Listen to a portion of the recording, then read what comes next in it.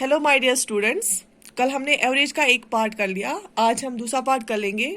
कुछ related terms है, types of average. कभी क्वेश्चन देके हो सकता है और वहाँ पे डिफरेंट जो टर्म्स है उनको निकालना पड़ेगा आपको, तो उसके लिए डिफरेंट डिफरेंट मेथड्स है। सिंपल है, ये भी बहुत ज़्यादा सिंपल है।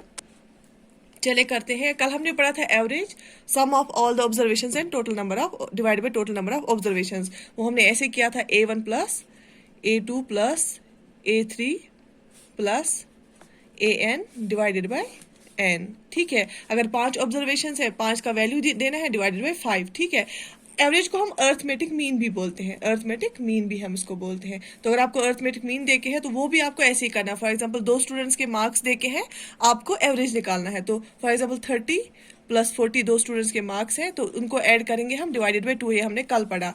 40 plus 30 equal to 70 divided by 2 equal to 35। ठीक है, ये अर्थमेटिक मीन है या एवरेज हम इसको बोलते हैं। वैसे ही एक टर्म देके हो सकता है आपको मीडियन, आपको मीडियम निकालना है। क्या निकालना है? मीडियन निकालना है। वो हम कैसे करते हैं? मीडियन का मतलब होता है middle value. Middle value separating the greater and lesser house of a data set. For example आपको सीक्वेंस में देके होगा एक सीक्वेंस, आपको उसका मीडियन निकालना है। फॉर एग्जाम्पल ऐसे 1, 2, 3, 4, 7 एंड 9 आपको ये देके होगा एक सीक्वेंस में, आपको ऑर्डर में देके होगा। फॉर एग्जांपल यहाँ पे ये A1 ये था, A2 ये था।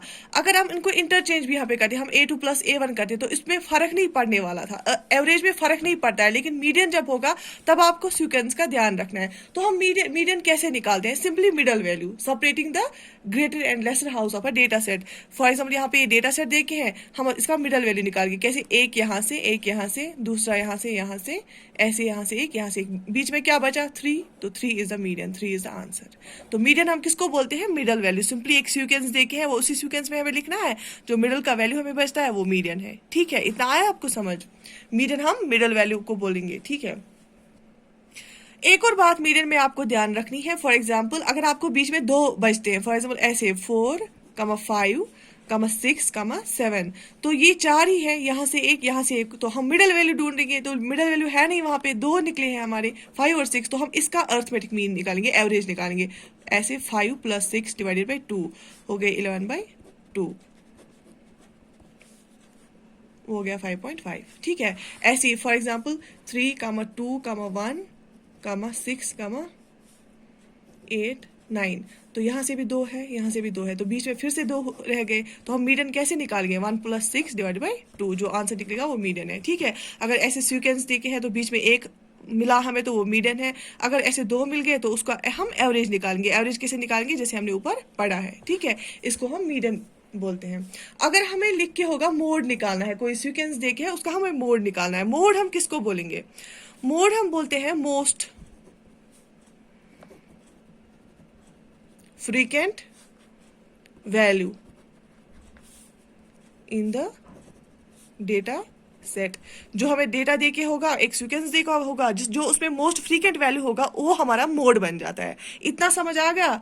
जो हमारा मोड क्या होता है, जो मोस्ट फ्रीक्वेंट वैल्यू होता है डेटा सेट में, उसको हम मोड बोलते हैं। फॉर एग्जाम्पल ये ऊपर वाली सीक्वेंस हम लेंगे 1, 2, 2, 3, 4, 7 एंड 9। आप खुद बता दीजिए वीडियो पॉज करके कि मोड क्या है हमारे यहाँ पे।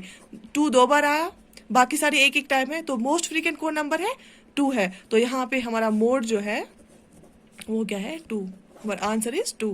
ऐसे ही अगर हमारा ऐसे आता है 1, 1, 2, 3, 3, 3, 8, तो यहाँ पे क्या हमारा मोड बनेगा? 3, क्योंकि 3 टाइम्स है। बाकी सारे 1 2 टाइम्स है, 2 1 टाइम है, 8 भी 1 टाइम है, लेकिन 3 जो है, 3 नंबर वो 3 बार आया है। मोस्ट फ्रीक्वेंट वर्ड जो है 3 है। फॉर एग्जाम्पल अगर आपका कैफे चल रहा है, अगर आपके 6 कस्टमर्स आते हैं, 4 आपसे कॉफी मांग रहे हैं, 2 आपसे टी मांग रहे हैं, तो ज्यादा फ्रीक्वेंसी किस चीज की हुई? कॉफी की। तो आपका मोड उस दिन का बन जाएगा, अगर आप मोड उसमें देखेंगे तो वहां पे कॉफी है। ठीक है, आया आपको समझ इतना? तो इसके बाद एक और टर्म भी हो सकती है क्वेश्चन में, मिड रेंज। अगर हमें मिड रेंज निकालना होगा, मिड रेंज, तो मिड रेंज हम कैसे निकालते हैं? Mid range is the arithmetic mean of the highest and lowest value of a set. For example ऐसे ही, या कोई भी डेटा सेट देके सीक्वेंस में देके होगा, कोई भी डेटा सेट देके होगा। फॉर एग्जाम्पल हम यही लेंगे 1, 2, 2, 3, 4, 7 एंड 9। तो इसका हमें मिड रेंज निकालना है। वो हम कैसे निकालेंगे? Mid range means arithmetic mean. Arithmetic mean किसका? Highest and lowest values. Highest value कौन है यहाँ पे? 9 है, बाकी 9 से सारे छोटे हैं। और लोवेस्ट वैल्यू, लोवेस्ट कौन है? 1 है, बाकी 1 से बड़े हैं। तो इनका हमें arithmetic mean, for example average निकालना है। Means arithmetic mean means average निकालना है किसका? लोवेस्ट और हाईएस्ट का। तो हम ऐसे करेंगे 1 + 9 डिवाइडेड बाई 2, वो हो गया 1 + 9 is 10 divide by 2 is equal to 2 1 2 5। तो हमारा मिड रेंज क्या निकला? 5 निकला। तो आ गया समझ। क्विक रिवीजन एक करेंगे हम। एवरेज जो होता है वो हम number of observations divide by total number of observations कर लेते हैं। अर्थमेटिक मीन भी हम इसी को बोलते हैं। फॉर एग्जांपल 2 स्टूडेंट्स हैं, एक के मार्क्स 30 है, दूसरे के 40 है। हम इसका अर्थमेटिक मीन कैसे निकालेंगे? ऐड करेंगे दोनों के मार्क्स को, डिवाइड बाय कितने हैं स्टूडेंट्स 2, तो वो हमारा आंसर आता है। वैसे ही मीडियन, मीडियन हम किसको बोलते हैं? मिडल टर्म को बोलते हैं। एक सीक्वेंस देखिए मीडियन में, लेकिन हमें सीक्वेंस का ख्याल रखना होता है। एक सीक्वेंस देखी होती है तो हम मिडल टर्म ढूंढते हैं। यहाँ पे 3 हमें निकला।